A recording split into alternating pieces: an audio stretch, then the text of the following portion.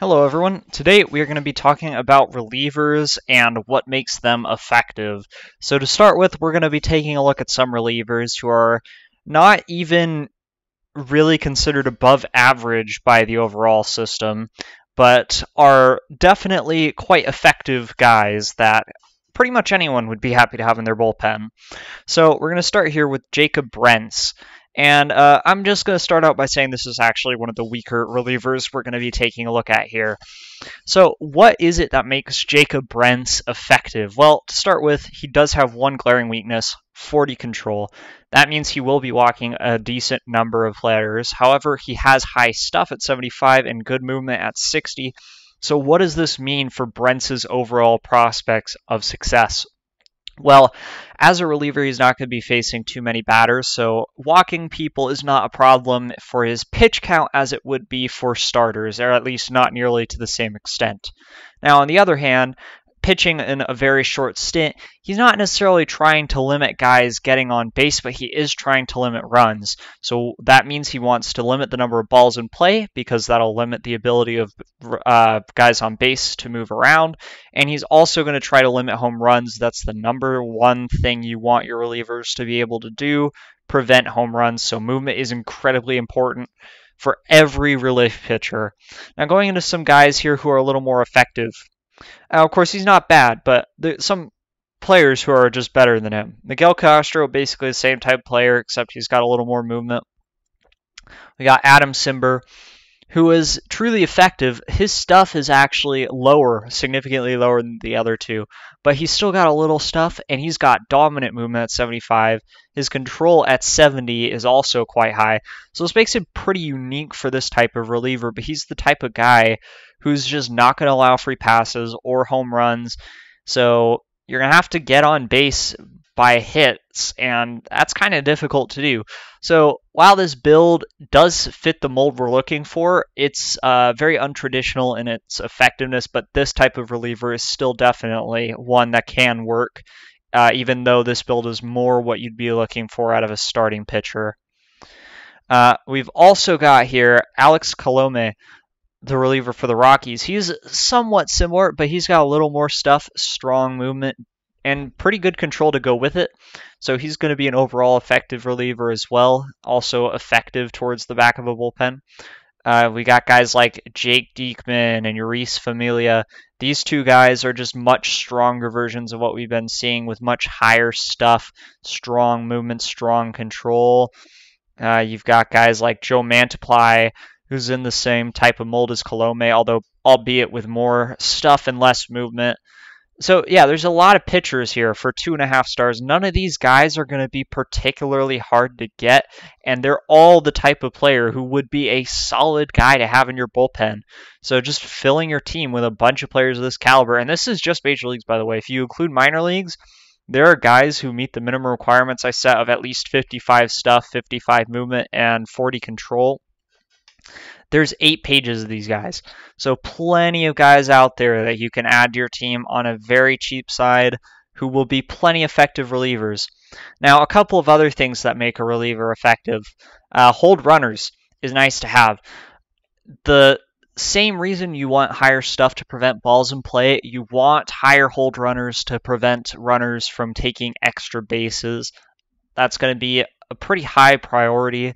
And especially for your closers, to limit the amount of damage that base runners can do. And overall, if you're looking to prevent runs altogether, that's going to be a nice way to make sure it happens. Now, something else you're going to notice, however, is that almost every single reliever that we've been looking at so far, they've got high stuff, but they've got that low control. So they're the type of player that's going to benefit the most from a good catcher ability catcher. So if you do have a team with a lot of these lower control guys in particular, you're going to want to make sure your catcher still has strong ability, even with the decreases to its importance in 23, to get the most out of your relief pitchers. Something else that's going to be incredibly critical to do is to ensure that your relievers are well rested. This is going to have them performing at their best. A reliever below 80% rest, no matter how good, is not going to be as good as a 100% rested reliever pretty much ever. So you can do this by simply going to your strategy pages, and then relief pitcher bench when fatigue percentage set to 80. You can also do that from your universal strategy settings, I believe. Default relief pitcher bench when fatigue percentage, set that to 80. You can actually go higher, especially if you've got a lot of relievers, like if you're running a 14, maybe even a 15-man bullpen, or if you've got some high stamina relievers and starters, you can get away with it, and that's beneficial. But generally, I recommend setting it to 80. Now, let's cover what is it that makes a relief pitcher dominant. So I'm actually going to increase the requirement for movement and stuff here. So we're actually going to only increase that a little bit, however. But overall, you're going to notice that a lot of these cases, these relievers are not necessarily going to be that much better than the guys we were just looking at. But let's take a look at Josh Hayder to start with. 120 stuff will do it in general. If you've got that much stuff, you are going to be a dominant pitcher, especially as a reliever. This is going to make it very difficult for batters to get on base against Hayder. And that's ultimately what we're looking for. We're looking to shut down innings and high stuff, high movement. That's the best way to do it. So it's pretty much this. The things that make a reliever dominant are just increasing what you get out of an effective reliever, except control might be a little less important since you're going to have even fewer guys moving around with balls in play. So you're not going to be too worried about having a few guys get on base. Another thing that can be quite useful, and I think this might be the case, actually doesn't look like many of these relievers have this benefit. Here we go, Aaron Ashby. Higher stamina. This is going to be something that's more common among fictional players and OTP-generated players than it will be against live ones. But having higher stamina is going to allow you to last longer in games. And ultimately, that's going to allow your top-tier relievers to get even more benefits. So your elite relievers, when used optimally, at like 25, 30 stamina, they're probably going to pitch around 60 innings a year. But with 50 stamina or more, they can go to 100, 80, they can go above 100. Ultimately, you're just going to get a lot more utility out of your elite relievers if they've got high stamina going for them. High velocity can also help compound stuff. It's not necessarily the primary indicator of success, but someone like Hayder who throws hard, that can be a nice little boost to your overall effectiveness. Now, concluding here, let's talk about what might make your relievers less effective than you expect or anticipate. The primary thing is going to be your movement's too low. Pitcher or relievers who have lower movement are more likely to give up the big inning, which, especially in a smaller sample size, that can really sting your ERA. For starting pitchers, you can kind of get away with it from time to time because it's going to be less likely. But for a reliever, you have only like 3 or 4 big innings in a season, and that's going to completely derail your total success. Not to mention that you've pretty much thrown those games. Another thing that could be a problem is your stuff is too low. Now, this isn't necessarily bad. Let's remember that we were taking a look earlier at, I believe it was...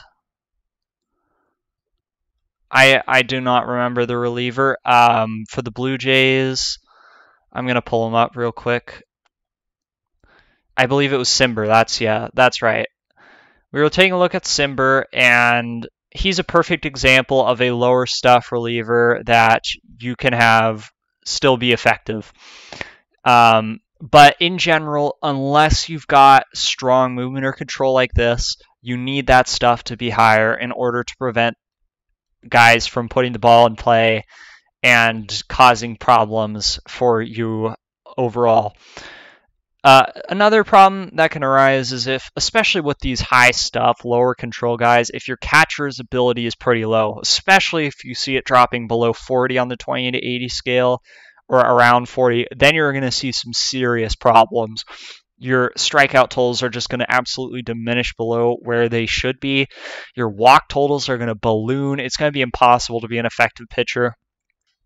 And another thing, the last thing that can cause you problems is small sample size. Keep in mind that except for those elite guys with the super high in stamina that throw 100 innings a year, your relievers are generally only going to be throwing about 50 innings a season. So if they are not effective for 1 year, the odds are it's just bad luck. They'll probably come back the next year and perform the way you expect them to, assuming there's nothing else wrong with them. And of course, the most important thing is they're not rested. If you have your bullpen, a lot of low stamina guys, if your rotation's filled with low stamina guys, if you're running a 12-man bullpen, you need to make sure that your guys are still getting the innings covered and that there's plenty of time for them to rest before they pitch again so they can be effective. I really cannot overstate how much of an impact it is to not have your guys able to get that 80% rest at least before pitching again. Anyways, I hope this video is helpful, and I will see you guys on the next one.